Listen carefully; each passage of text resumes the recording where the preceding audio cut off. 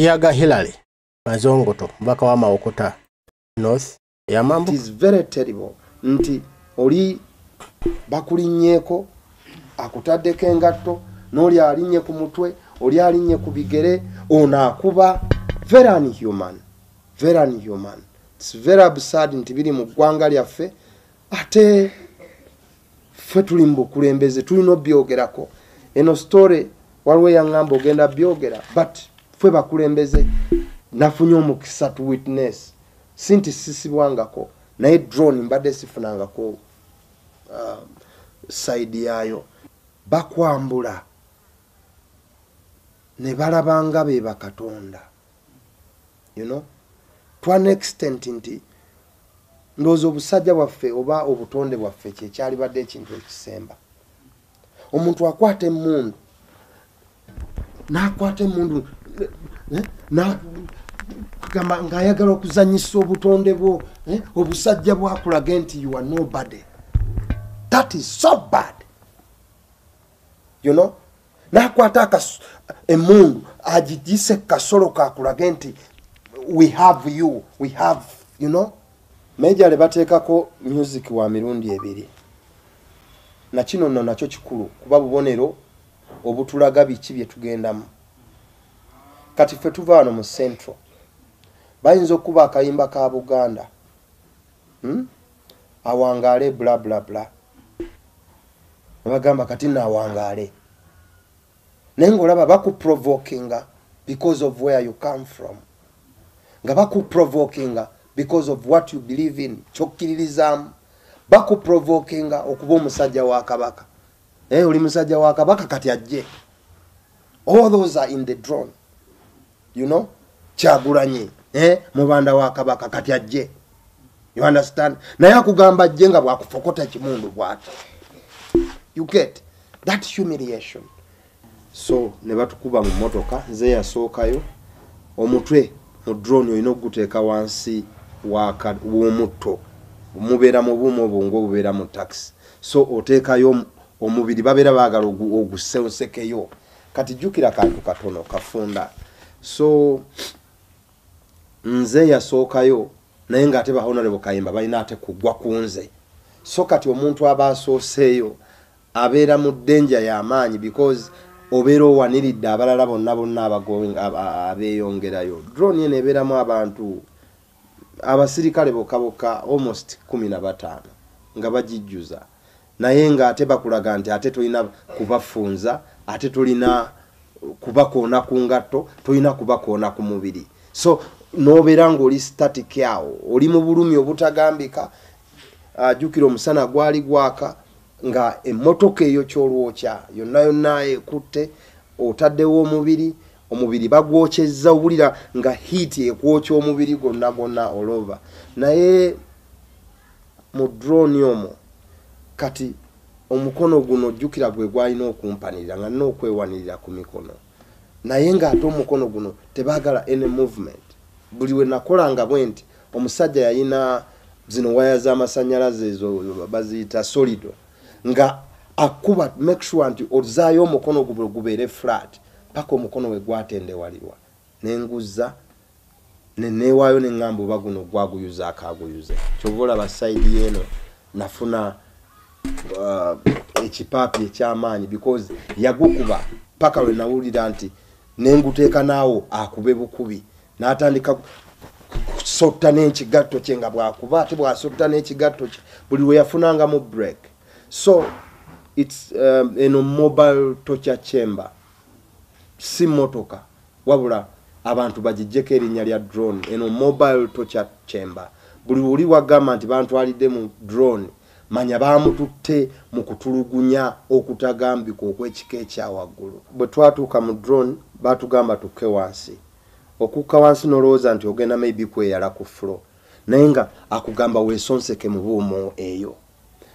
Nze ng'eyasookayo katolina kifuko si kyosobola kulaba. Jjukira omutwe gubeera wansi, bakwagala nga oli completely board nga tolaba gy'olaga. So baavuga okuva ku ssaawa 4 paka ssaawa 12 nga tuli mu drone omwo, tomanyi gy'olaga.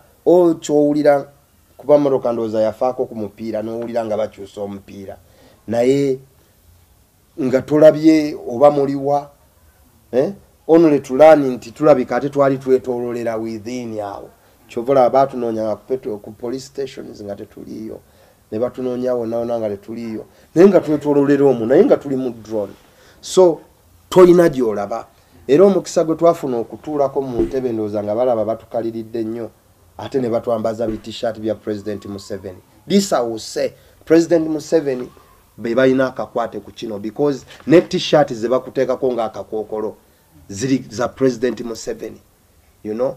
So ne bakubika t-shirt ya President Museveni ne bagikusiba nga tolina gy'olaba gy'olaga. Yeah. Ne bagamba nti eno kala temujagala kakati gyagalire ddala.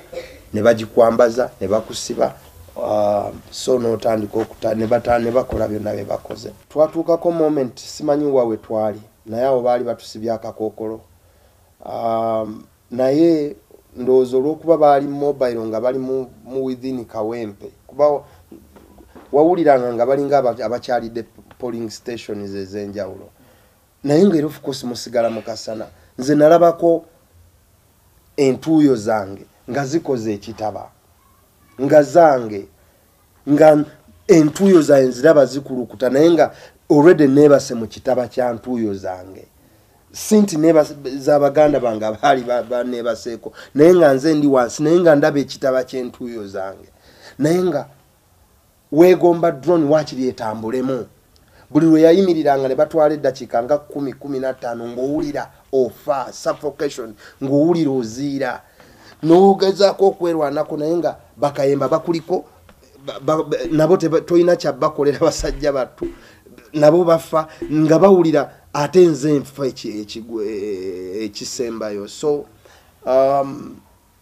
okukalirirwa kubeeramu mu drone si kukubwa kwokka naye babeeraawo ne boogera ne badda ne ku WhatsApp bo nga baliyize nnyo naye nga muli musana okutagambika ekisookera ddala nabo tobalaba kuba nabo olw'okuba bamanyi bakola bya kikolobero wadde bambadde uniform y'amagye babeera beetaddeko akakookolo era senga baali bakola bintu bya bugunjufu twali badde tujja nabo manya nti afande gundi operation eno yagikulidde naye tolina n'omuggo olaba Uganda yawambibwa tuli mu butujju bwennyini because tebasobola kukikkiriza nti owa poliisi asobola okulaba omuntu nga poliisi van eyimiriddeawo ejjudde abapoliisi abakuumi b'eddembe abalina obukookolo ne bajja ne batwala ba MP naye nga owa poliisi tasobola gamba waayi bano mubatutte tubalaba mubatutte naye mwe baani ababatwala you know so eggwanga liri mu disorder eyo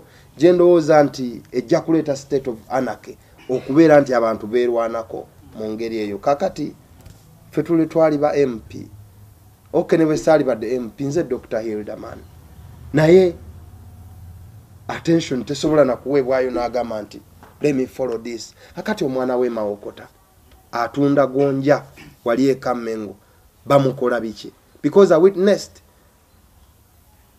nga tocha gye bateeka ku baana baffe kyovola ba foot soldier owulira nti foot soldier beekyawa actually nayongedde nnyo okuwa ekitiibwa ba foot soldier because hatred ne enmity gye balina ku bakulembeze nagyongedde ogitegeera weeva because bakuplantingamu kino kati nze lwakuba nti manyi nti tulwana eggwanga lifuna obwenkanya naye bakuplantingamu kino nti lwaki okikolera gundi nze siina kyenkolera Kyagulanyi kyenkola nkikola lwa ggwanga lyange lwa baana bange lwa bazzukulu bange lwa ggwanga okuba nga litereera naye bamakinga sure nti kati abo bafuutu soja bwe babakwata avaayo nga naawe kiyaga akulaba nti bamukutte because of you kati nze tebankwata lwa nalukoola it was my mandate to see that tufuna election eri fair yeah si nalukoola saagenda kuuma kalulu ka nalukoola twagenda okumakinga sure nti sanity ebeerawo mu electoral commission you know nti byamukama gwe tugenda ne twalocatingira budget tetuko allocatinga budget atulugunye bantu because zino zonna atrocities za byamukama kati byamukama would have resigned yesterday akyakola kikuntebe nga basobola okukwata abantu ne wabeerawo ebyagenze maaso bwe bityo nga tasobola na kuvaayo kubikonda eminga. Bannayuganda be balina okwerwanako. Olunaku mwali muliddeko speaker, actually yali deputy speaker, n'agamba wano mu parliament twogerako bwogezi. Nze sajja mu parliament eyogera bwogezi, najja mu parliament ekola esiga erimu erya government. Kakati tugende twogereko bwogezi era. You don't waste time to okola statement nti oyogere mu bwogezi. No, parliament has to condemn. Bino bye twogera bituuka ku Bannayuganda be tu representing. Ne speaker yagamba wano ffe culture yaffe twogera mazima. Wano twogera mu bwogezi. Nze manyi parliament ina action okuteeka enninga ku katuli mu kukola budget nti tetugenda kuyisa budget olwabino ebyabaddewo government erina okuwa obwenkanya. Katwogera nti nze nfunye omukisa ntunudde mu kamera naye waliwo omwana eyakubiddwa obwemage, waliwo eyaviiriddwako okugulu bwemage, waliwo omwana kati bamuwanise emulago bwemage, just because of carelessness eyaba abalayiro okukuuma Abannayuganda n'ebyabo. Drone obeera nga ndowooza ali mu geyeena. Drone geyeena yennyini because olya kuba nakuba ng'owulira olina okuvaamu omulanga naye ng'ate olina okuguma obeeko kyoyo osirike n'ofiira mu pain, you know. Kwegamba ekiziiro ekyo eky'obulumi n'ekiziiro ekyebyo by'oyitamu n'owulira ng'omutima gwagala kuvaamu buvi, you know. Kati waliwo omwana baamukuba nenjagala ntunuleyo olw'engeri gye baamukuba n'asirikamu nga naye njagala okufinding out oba omwana ono akyali mulamu oba ali conscious. You can't imagine humiliation. Omusajja akwata batoon ng'ayagala okumanya namba y'abantu abali mu mmotoka n'atandika bw'obanga kiyaga gwe namba emu n'akwata batoon n'agikuba mutwe pa n'oyogera 1 n'agenda ku wokubiri pa 2 paka 13 oba mulimu 13 bwe baggwerayo. Kakati namba 8 bw'akola ensobi n'agamba nti n'atayogera 8 ng'abadde alina kwogera 7 ate n'akomawo eno eyakubye omulundi ogumu n'atandika 2 kati tugenda mubale bulungi n'akona pa ku mutwe n'ogamba 1 n'agenda pa 2. Kwegamba okuzanyira ku bulamu bw'Abannayuganda nga kiki?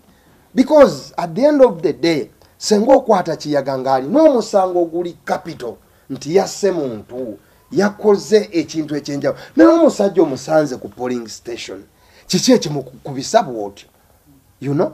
Kiki wadde oli muntu nsolo ani mukama we yakutumye okugamba nti omusajja ali ku bibi ali ku simu gw'osanze bw'oti omuyoola n'omutuusaako ebyobulabe ebimutwala paka mu ddwaliro, you know. So tubivumirira.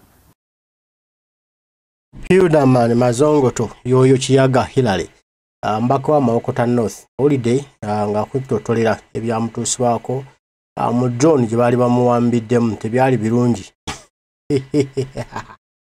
Bagamba nti abasajja bakunya Hilda.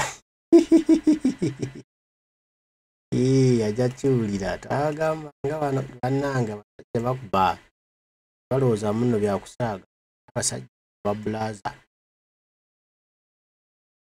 Hilda bamusabula naye tumusabira muganda ffe bulungi ate twongere okulanga twetereeza so ogoba nakyemalira ensi yafeddemu ensa bye tuli mu kakati olwaleero ebyotulugunyizibwa ebyokuttibwa ebyokubbibwa ebyokolebwako ebikomu 7 ng'alowooza nti Uganda ye Uganda si ye Uganda yaffenna yange naawe era tugivunaanyizibwako kyenkanyi ye twamutolerako obutolezi ku buyinza waffe ntumuwa agira akola ku mirimu ne bwe giba gimulemye nga tugobeshe n'ekyawanga tuliza obuyinza bw'ensi yaffe.